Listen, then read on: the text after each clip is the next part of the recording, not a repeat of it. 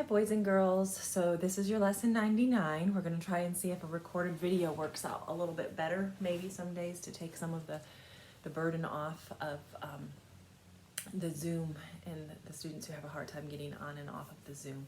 So this is lesson 99. For those of you who haven't logged into Homeschool Minder and listened to the lesson 98 shared reading, I did that yesterday, so it's on Homeschool Minder for Monday.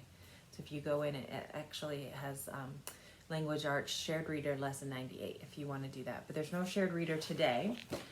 We're going to be doing something called Seeking the Good and the Beautiful. This is Seeking the Good and the Beautiful Part 2. And it's discussing about an autobiography where the author talks about his father's life and his father's hardships and what his father gave to him. And you all know that an autobiography is something that auto, meaning self, autobiography, somebody writes the story about his or her own life. So that's what an autobiography is. A biography is a story written about another person's life. So if I were to write a story about Jessica's life, that would be a biography. If I were to write a story about my own life, it would be an autobiography. So what I'm going to read to you is an excerpt out of a book called A Penny's Worth of Character. And I'm going to read that to you. If you have your books, lesson 99, please follow along while I read out loud, okay? Uneducated though he himself was, my father was really my first teacher. Many people thought my father was just a farmer who had never got much out of life. But when he was standing there seemingly just looking into space, he was actually observing a flower, a plant, a mushroom, or a new bug he'd discovered. And every time he looks up into a tree, he was just looking at the beauty of one of a million trees. Among the millions of trees, he always found one different enough to excite him. I went with him to so many fields over the years and listened to him talk about the beauty and the growth of plants. I remember my father unloading me from his back under an oak tree, just beginning to get its leaves. Look at that hill, son, he said, gesturing broadly with a sweep of his hand. Look up at that steep hill toward that sky. See how pretty that new corn is?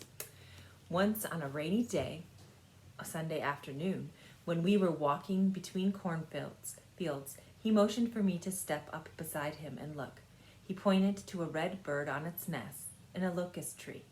Here sat a red bird with shiny red feathers upon the dark background of a nest.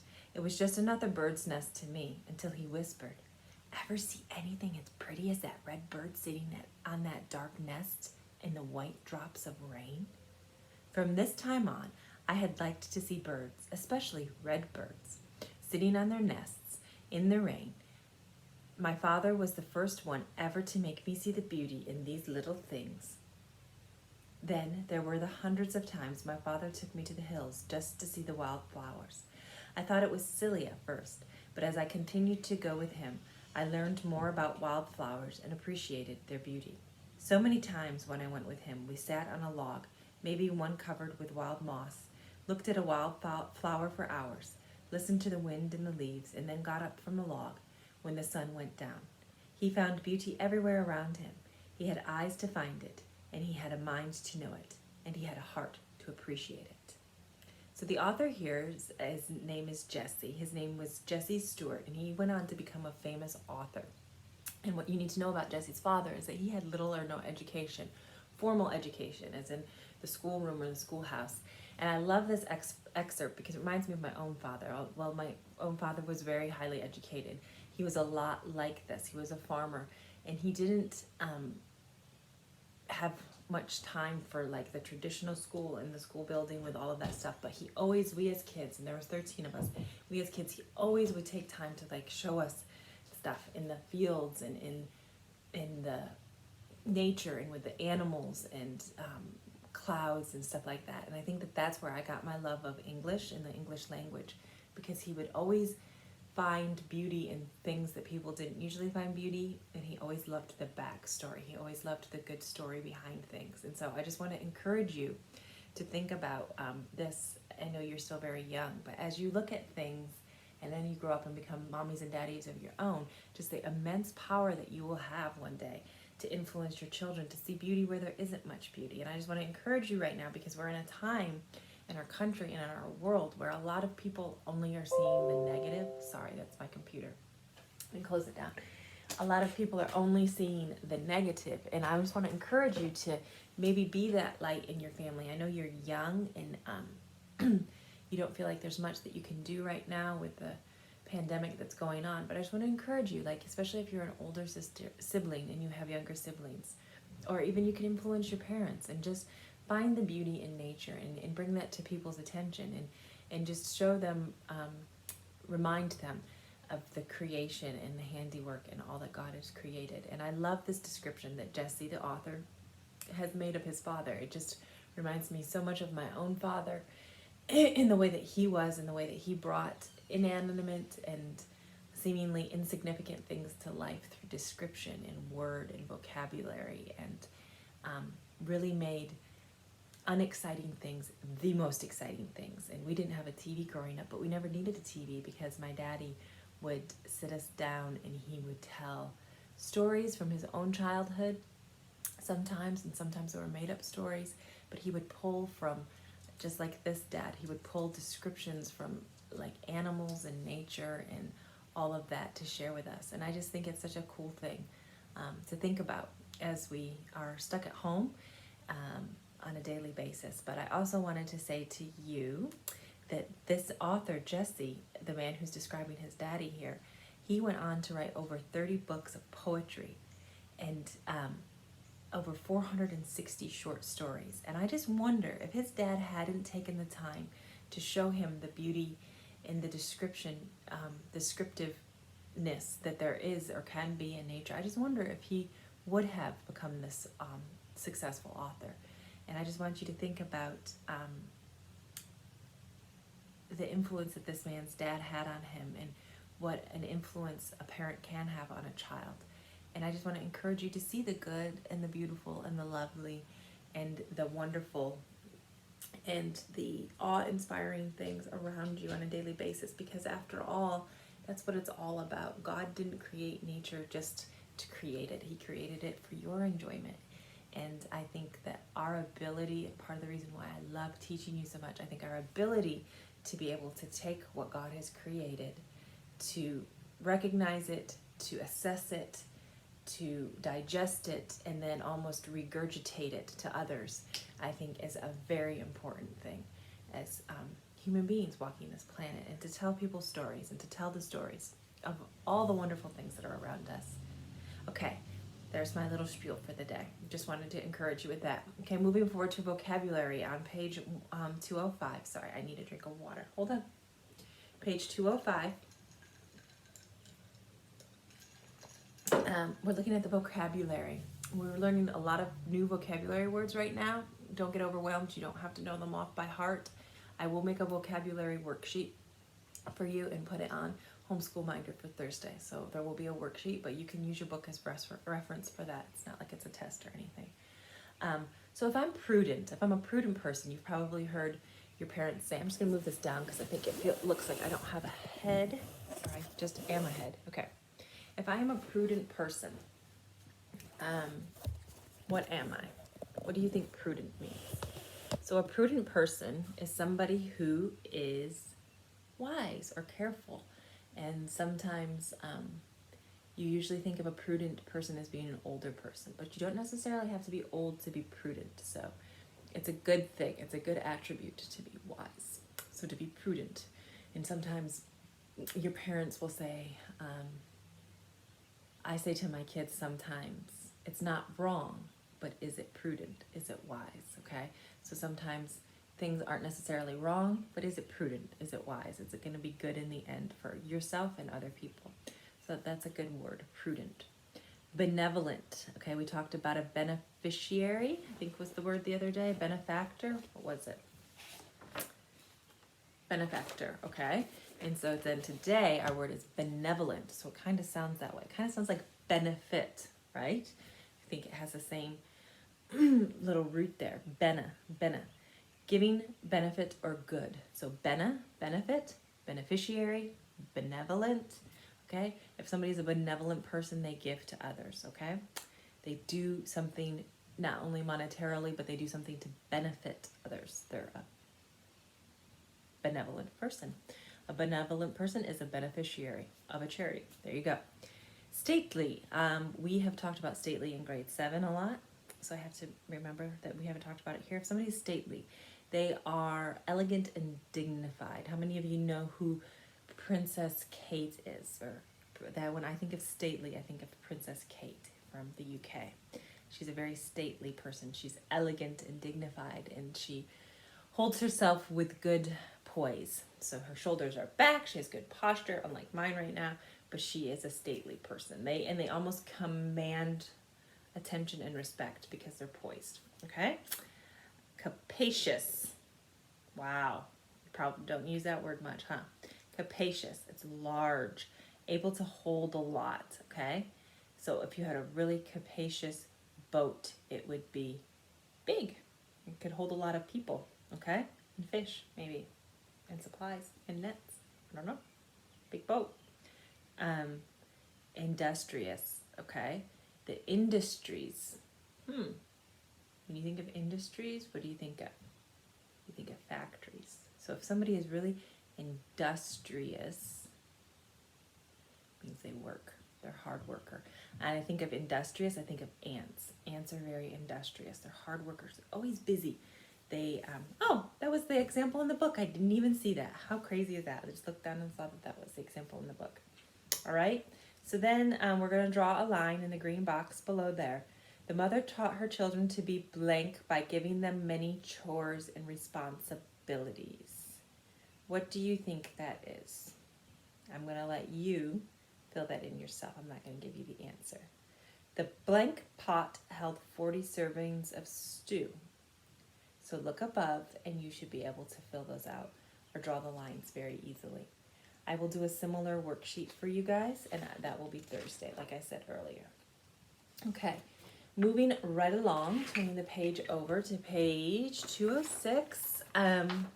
We're writing again. It seems like the end of the year here, we're doing a lot of writing, but that's okay, because guess what? The writing is the best measure of everything we've learned together, okay?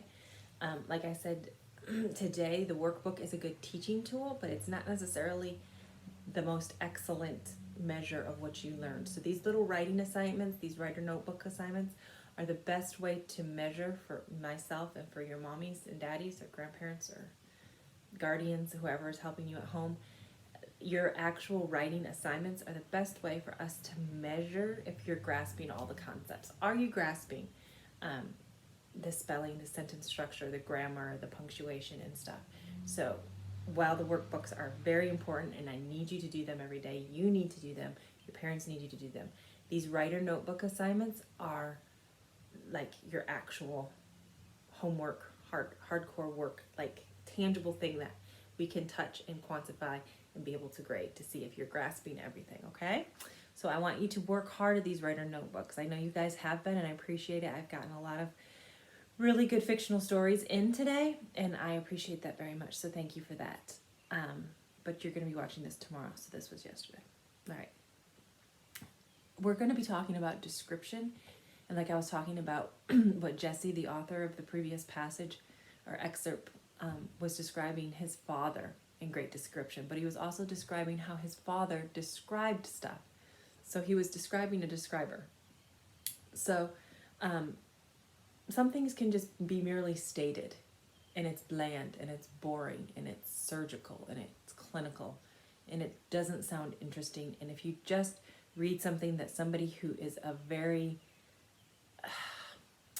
left-brained person, like an accountant or a mathematician, if you read something that they wrote, if they're very, you can be both, so you can have people who are both sides of the brain, but if they're very just clinical and facts-based, if they write something, it's usually very dry and doesn't have a lot of description in it.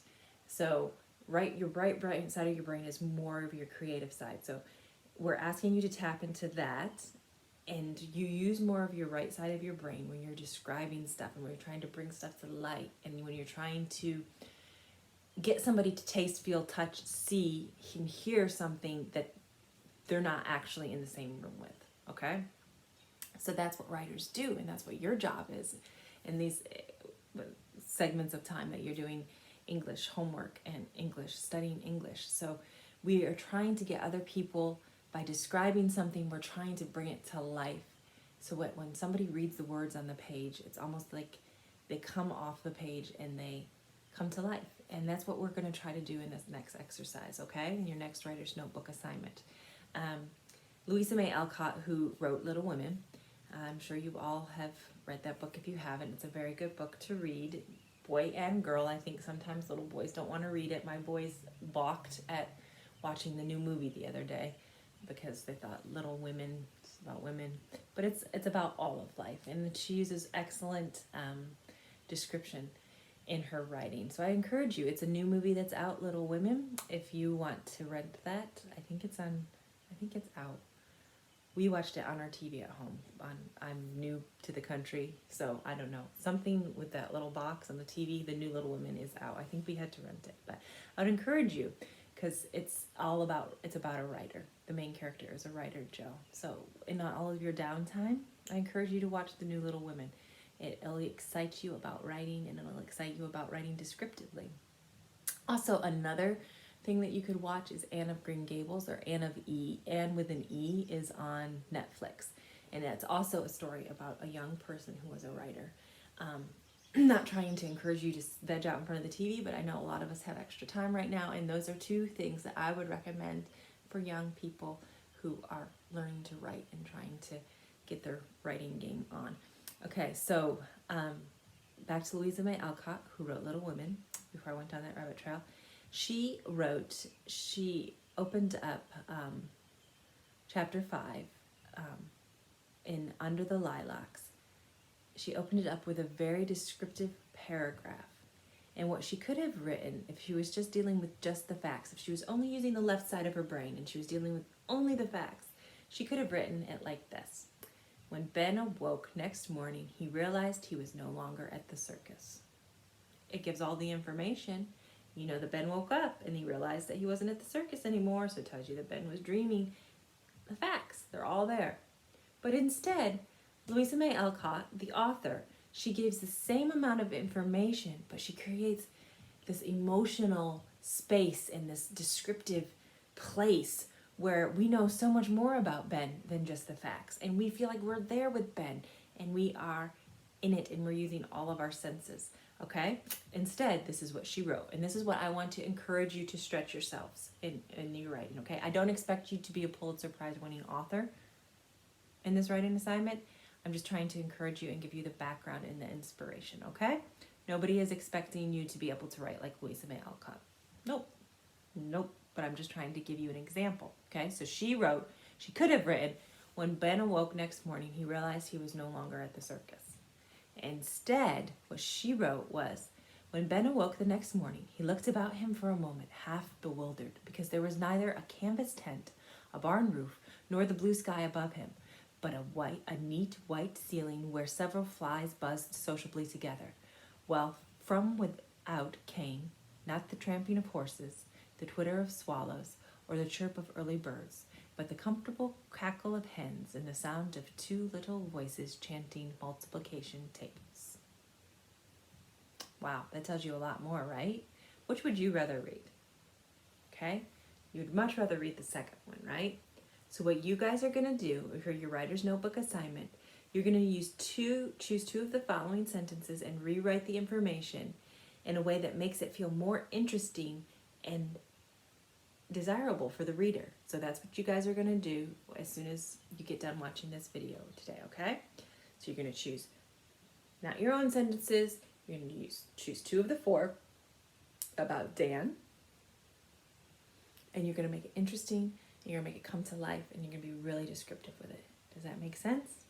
What else you're going to do today when this video is over is you're going to study your spelling words, because we're going to have a spelling quiz tomorrow, okay? So I want you to study your spelling words, paying close attention to the ones that you got wrong yesterday. And I want you to do this writer's notebook assignment for me. And look over your vocabulary words so you can commit them to memory. Try to use your vocabulary words in sentences, okay? Try to use them in your daily life.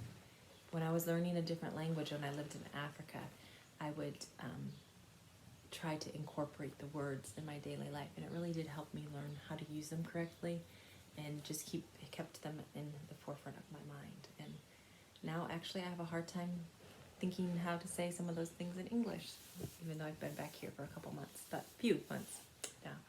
But I hope you all are well. Reach out to me if you need anything. I'm going to begin the process of getting this on your homeschool binder right now.